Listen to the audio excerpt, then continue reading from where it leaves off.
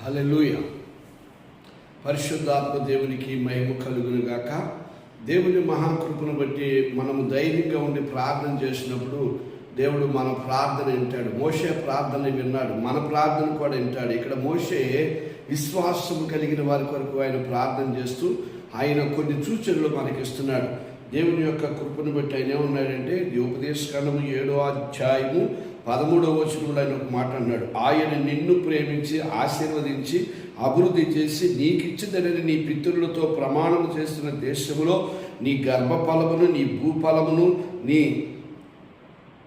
సమస్తమును, నీ ద్రాక్షరసము నూనెను, నీ పశువుల మందలు, నీ గొర్రెల మందలను, నీ మేకల మందలను దీవించబడును గాక. ఆమేన్. హల్లెలూయా.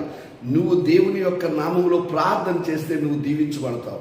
కీర్తనకారుడు అన్నాడు 128వ కీర్తన 1, యెహోవా యందు భయభక్తులు కలిగిన వారికి ఏమైనా కొదువై ఉండదట.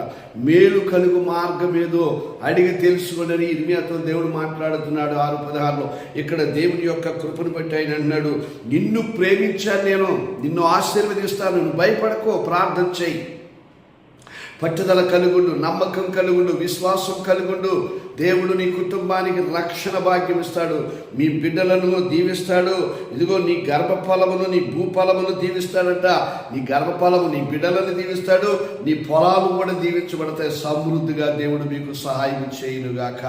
దేవుడి కృప మీకు అందరికీ అనుగ్రహించి మిమ్మల్ని కాపాడునుగాక. ఆమేన్. Thank you Lord Jesus. దేవా, ఈ బిడ్డలందరినీ దీవించి కాపాడమని యేసు నామములో అడుగుతున్నాం తండ్రి. ఆమేన్. ఆమేన్.